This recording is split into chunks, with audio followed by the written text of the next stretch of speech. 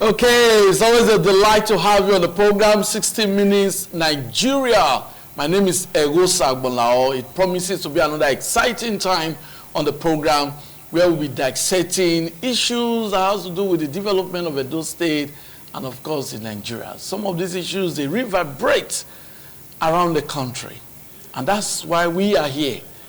Well, because what is really trendy now, I must tell you, is the 100 days, the first 100 days of Governor Monday Okpebholo is what is trending now. Has he done well? Are there areas that he needs to improve? Has he met up to the expectation of the governed, of the Edo people? There are so many issues to talk about. First 100 days may not be enough to award him marks, but it could be a starting point as he started well. So we have a lot to talk about. So once again, welcome to 60 Minutes Nigeria. My name is Okpebholo. I also have with me very distinguished personalities. I have with me Bishop Lucky Omona BSc. Congratulations, sir. Nice to have you on the program. Yes, sir. He is a very distinguished personality, and is a man that does not belong to any political party. So whatever he says, he's just talking like a Nigerian that does not have any affiliation to any political party. We also have with us Sir Best Iriabe, a very distinguished personality too. He does not also have any affiliation with any political party. So he's talking as a resident, a citizen of Nigeria and a resident of Edo State. Let me give you the background for our discussion today. Governor Okpebholo, in his inaugural speech on Tuesday, 12th November 2024, at the Samuel Ogbemudia Stadium specifically, revealed his 5-point agenda to the Edo people. He told them that he has 5-point agenda that he intends to follow meticulously. And that 5-point agenda is what we are going to be dissecting on the program today. He talked about security. He talked about good health, that is health care for the people. He talked about food sufficiency for the people. So, like I said, 5-point agenda, but we're going to take it one after the other. So we'll start with security. Later I'll let you know the other issues that we need to discuss about according to the 5-point agenda of Governor Okpebholo. So let's just get started with Sir Best Iriabe. In terms of security, you have been here. Is there much to be desired? Has security in Edo State improved? Or the other areas you think that security should be attended to? Thank you very much. Okay. First of all, let me congratulate the governor for his attainment of 100, so-called 100 days in office. Okay. We give glory to God for every day one finds himself on this planet Earth, to sleep and wake up. We begin to thank God for what he has done. So we thank God for him, for having spent 100 days on the saddle as the governor of Edo State. I personally do not believe in 100 days because the governor has a 4-year mandate. But having said that, pointedly, we talk about the security. Security has assumed a very worrisome dimension, not only in Edo State, but the entire country, and of course, in the entire world. And so it's an ongoing phenomenon that is worsening on a daily basis. Like you really pointed out, every good governor who's coming would definitely want to tackle some of these things, particularly the issue of security. Well, like I said, 100 days is just too early in the day to begin to assess a governor. Because he has 4 years mandate. But having said that, yes, security is doing his best to tackle it, and he has put certain parameters in motion to ensure that the menace is reduced barely to its barest minimum, and we believe that praying along with him, he would be able to get there, while, to reduce the level of insecurity in our state, as he goes on. I think he has a lot of time to do all of those. So the dynamics of government is not something you want to achieve within one day. Not even to talk about 100 days or so. Okay, thank you, Sir Best Rabe. He is of the opinion that 100 days is not just enough to assess a governor. I did mention that when I started, because we really know. But there's this affinity to 100 days in office. Even outside Nigeria, you see, those who are elected to public office keep talking about 100 days, 100 days. But I think that's a way of putting pressure on the chief executive officer of the state, on the governor, when he knows that he has to be accountable to the people within his first 100 days in office, he must surely work, and that is to the benefit of the people. Bishop Lucky Omonabiese, I know that you are a man that is concerned about what is happening in Edo. We know that before now, some persons, even investors, are scared of Edo State. Sometimes it has to do with court clash. Sometimes the news is awash with reports of killings, young men losing their lives. So yesterday we saw women who actually are donned in black, protested and said their husbands are being killed, all in the name of court clash. It all happened here. But looking at the first 100 days of Governor Okpebholo, do you think there's improvement? Well, thank you, sir. I will congratulate the governor for the first 100 days I've been in office. But true that there is little improvement. But the governor did not start attacking the insecurity early enough. Okay. Just like last week or so, or this week, he inaugurated some SUV. Yeah, just yesterday. Yesterday, to fight insecurity. Then, even last week, this week, they shot somebody dead somewhere at top area. Those were on social media. God knows attack that area early. And number two, it should bring the vigilante back. Bring them back. It doesn't take you 100 years to train people in vigilante matter. They know the terrain of their local area. I know the terrain of my area. All the local counties I know. They bring them back. If you bring them back, it will not be able to bring down, because without it, not overcome insecurity. This state will not go forward. We cannot go to farm. We cannot do anything. So people are not even hiring their opposite security guard to guard their house. In my street, we don't hire some vigilante men personally to guide the street because of the small pocket kidnapping we are hearing about. And if the governor bring these people back and give people, not that bring people from foreign, from Asia to come and stay in Ovia, no, the Ovia EDG. Okay. No matter what is trying to recruit or train them, it should return Ovia EDG to Ovia, not a foreigner. A foreigner will not understand the terrain of that local government, no matter how intelligent he is. Okay. Another Ibn said, if a stranger comes to a place and know they bury an elderly man, then the people, the indigenous, show him the way. Then you should bring them back. If you're able to do this one, then it will be better place for all to live. But for now, I'll say he started, he has launched the SUV Operation Rescue. How far they can go. Thank you very much, Bishop Lucky Omonabiese.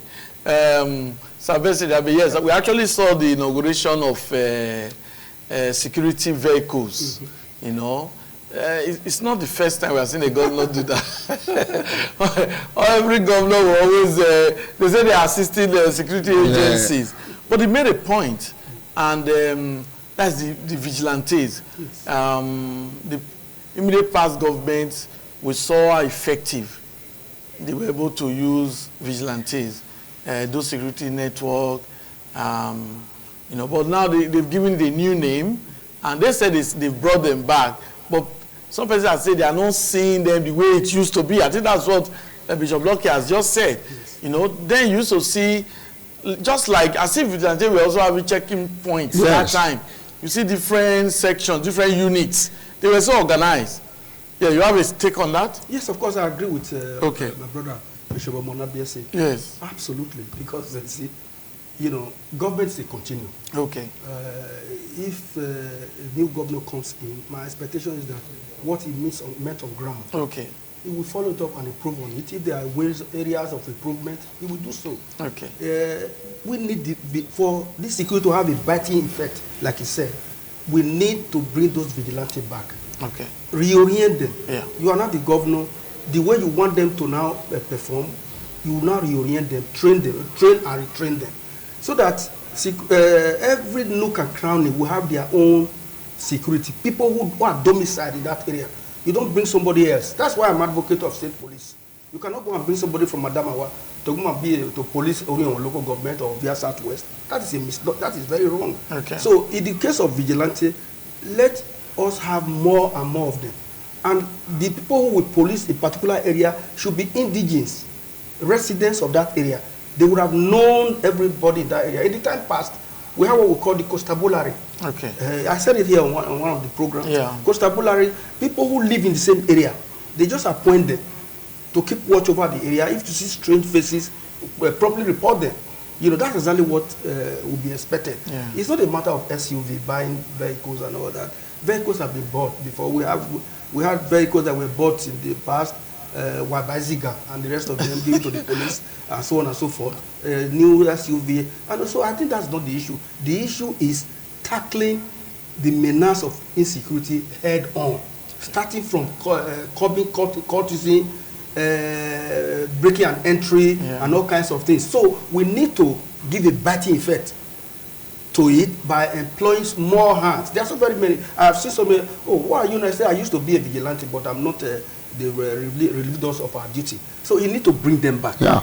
Reorient them, retrain them. You are not the governor. Let them know what your own mind, your mindset towards insecurity is. You train them, and I believe that if he does that, then we begin to see results. Thank you very much. Okay, well, we'll move from security now, because I told you it's a 5-point agenda of the governor of Edo State. Within the first 100 days, we are assessing him. As I speak, he's celebrating his first 100 days now. That celebration is going on. Only on Wednesday, we actually monitored the inauguration of security vehicles to assist security agencies in the fight against crime. My guests have been able to posit that, yes, there's much to be done in terms of security. So 100 days, we still expect the governor to do a lot in that regard. Another area is infrastructure. The 5-point agenda, infrastructure is one. And when we are talking about infrastructure, roads, construction of roads comes into that segment. Infrastructure, building, providing structures that will actually help the people, improve the welfare of the people, improve governance, and otherwise. There's also healthcare, there's food sufficiency, there's education. But let's look at infrastructure. We'll come to Bishop Loke Munabiesi. First 100 days, yes, there's much to be done. Yeah. But some persons have scored the governor high. Governor Okpebholo, some persons, they believe that he's building roads in Ishanland. He's building roads in Benin. He wants to do flyover, the first flyover ever in Edo State at Ramat Park. That, in terms of infrastructure, that the governor has done well. Do you accept that? To me, I will tell you, the governor just started. Okay. He have not completed any project. He just started doing project. Even the flyover, he just started working. Even the road in Ishala is not yet completed. I don't know when they got them, how he wrote the exam, how they marked the scripts and everything they did in the political setting. The governor need to do more. I said the governor should prove to all that he is the second Brusali. How do you want him to do that? Yes. Number one, study your predecessor, Brusali, who came from your land. They know how he succeeded. Bring it to this dispensation. Apply knowledge and succeed. I said that the governor should appoint people, not in political setting, that it must be APC you appoint. No. Look at people that have the idea of what you want to do. They may not be politicians, but they have what you need there. They are resource person. Bring them in. But if the governor say no, Because if you look at what is going on telly, on social media, or it's purely people that are under his government blow his trumpet. Then we who are outside the government, who are neutral person, we are analyzing the governor as a person and the APC government. They just started working. They have not completed any major thing that we can say this road is completed with street light and it's commissioned. No, he just started working. Everything he's doing now is just on this primary stage. Let's wait till he finish the job. Okay. Well, Sir President, we noticed something, and the governor's name must be brought in. Mm-hmm. Unlike other governors, when a new government takes over, yes, they will just start with new contractors. But it's on record now that Governor Okpebholo asked all the contractors that were actually constructing road under the immediate past government to return back to site. Yes. Don't you think that is a good sign of continuity? Absolutely. You know, okay. That's what we are saying. You see, I must congratulate ITV, particularly okay. this very program. You know, I hope the governor will make it the duty to listen to this program. Here, we are not advancing malignant criticism. No. We are a friend of the governor. We are Ajib, any yes. government in power. Yes. If the government, if Okpebholo succeeds today, it's our own success. So our duty here is to advise him and not to criticize him. Yes. And not to also eulogize him unduly. You know, people who are blowing trouble around him, but they are eulogizing him. 100 days is not enough for anybody to scratch the surface. He is still trying to settle down to understand the dynamics of governance so that he will begin to tackle those areas like the 5-point agenda you talked about. Yes. That's exactly what he's doing. What people are, the seed of the governance of Okpebholo has just germinated. It is the germination of the seed that they are celebrating instead of the harvest. You understand what I'm saying? So he should listen to us, listen to ITV 1 hour, because when we tell him the truth, that look, government is a continuum. What he has just done now deserves our kudos, that he has invited the contractors or the SY government to continue their job. The government is a continuum. So any money that have been put into roads, or whatever it is by the previous administration, it is state government money, it's our money. So the new governor will say, look, let's continue from where they stopped. You know, that's exactly what we are telling him to do, and not to begin to eulogize him unduly. But people, Mr. Governor, don't listen to those people. They are diverting your attention. Listen to 1 hour until 60 minutes Nigeria on ITV. We are telling you the truth. For instance, infrastructure you are starting, you want to build roads, congratulations to you. We expect that you will do so, and quality jobs will be done. Whatever has not been completed in the previous administration, go ahead to complete it. You are buying SUVs for it's all right, but you have to monitor them. For instance, look at what's going on around Benin City. You can pass through the ring road. The ring road is the marketers or traders have taken over the ring road. You are driving past, you are trying to be careful not to hit somebody. Ring road is a place where they are now trading. The road has been divided into two. So if the governor listens to this program, he will be happy. He will govern well. But he shouldn't listen to eulogizers and professional praise singers. They're all around him. 100 days in office is just nothing. Well, like I said, the bishop, my brother, is here. Every day we thank God for what he has done for us. We thank God for the 100 days. Yes, for God's sake, our brother, young man, we are praying for you. Well, what we need to tell you, we advise you, we encourage you. We are not one of those who are going to blow trumpet that, oh, this way, you are the best person that ever come. I read the other day that he has done what was not done in 8 years. Before 100 days. What could it be done in 8 years? He has done so in 100 days. Don't listen to those people. Brother, we are your friend. We will tell you the truth.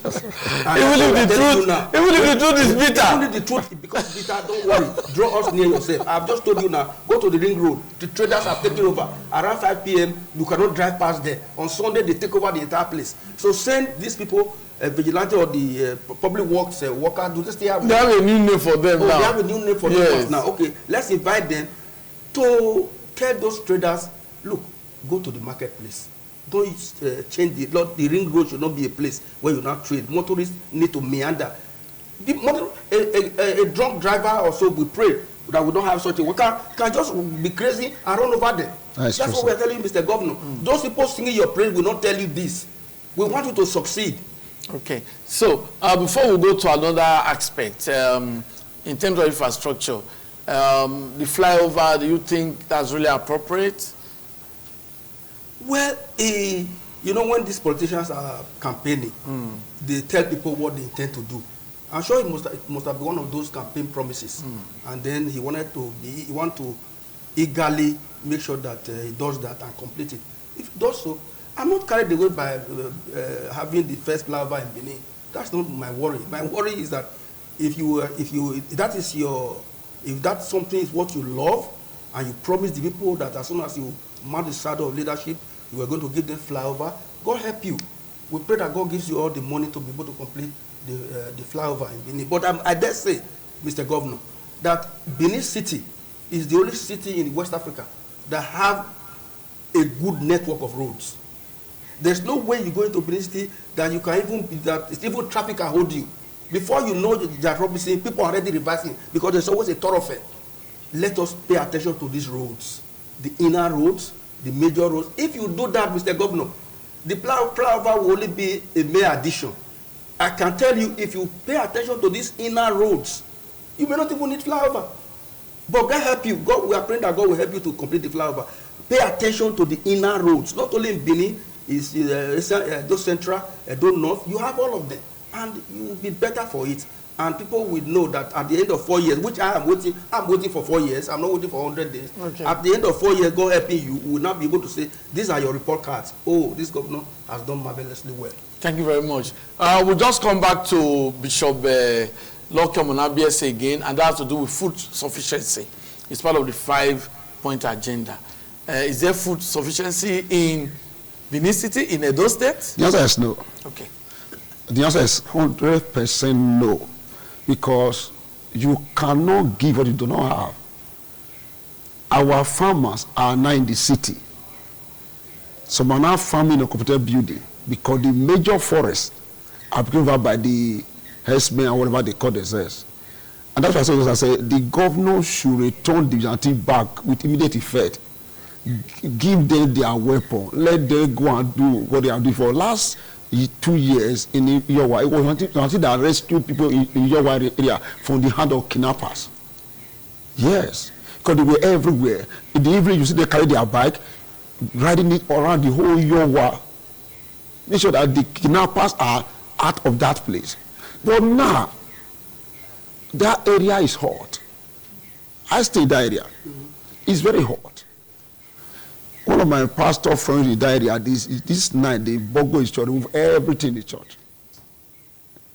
Drove his 2 boys who are inside the church, sent them out of the church. Now, because the vigilante along that word, they could not even call, who going to call? Vigilante that have been disbanded, dissolved. But they have a new security network of Edo State now. Then the new security network of Edo State, how many are in Oluku?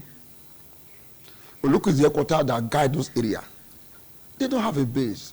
Under the former government? Yes. They don't have a base. The one that they brought now, only 1 or 2 persons carries power bike, even make a guy with it. That's why there's no food sufficiency. And the governor have not bulldozed acres of farm as government farm. You know, they saw he gave fertilizer to, they were launching a farmer, whatever is launching. He have not give bulldoze his own. This is government farm. I employ youth who are in the street to go and work in the farm. Some people in America, they work in the farm. Some brothers in Europe work in the farm. He have not done that. The people are now to eat now. You know that to eat now is very highly expensive. Yeah, this one I'll give somebody 5,000 and say, okay, you go and take care of yourself. He went to the market and come back with two fish. I know, sir. I told you go and cook for yourself. He said, Bishop, nobody could ever buy the other thing. I had to give the guy extra 7,000. Then look at the level of just 3 days pot of soup, 12,000. Yes. Now, because of there's no food sufficiency, the governor have to bulldoze acre. He should come to Ovia. We have acre. Bush in Ovia North, Ovia West, all Riomo. Go to do, they are there. But if you don't land initial land, we don't care. He should bulldoze those areas and put seedling, yam seed, corn seed, cassava stem, plant all these things. People will work. People need food to survive. The reason why we have crime in Nigeria is because there's hunger. Then when people are hungry, they think differently. Later, that was I say, anointing with hunger cause chaos in the altar. Then that's what the governor have to do. If until he get these two, if I can get these situations, he have to bring until what bar. Not the one that is doing so. Those one is select some people. Those one don't know anywhere. Bring the one we know, who know us, we know them. We can call them, hey, sir, there's somebody happening there, they will come. What's one that he brought now? You go to look at their former joint, their former office. They are not there. It's empty because the people that he brought now, these guys are on power bike. They don't know anywhere. Okay. Thank you very much, Bishop Lucky Omona BSA, as our best Rabe. We'll just take a quick break now. And after this break, we'll be introducing our other guest, Felix Osigwe, who is waiting. But that will be after this break.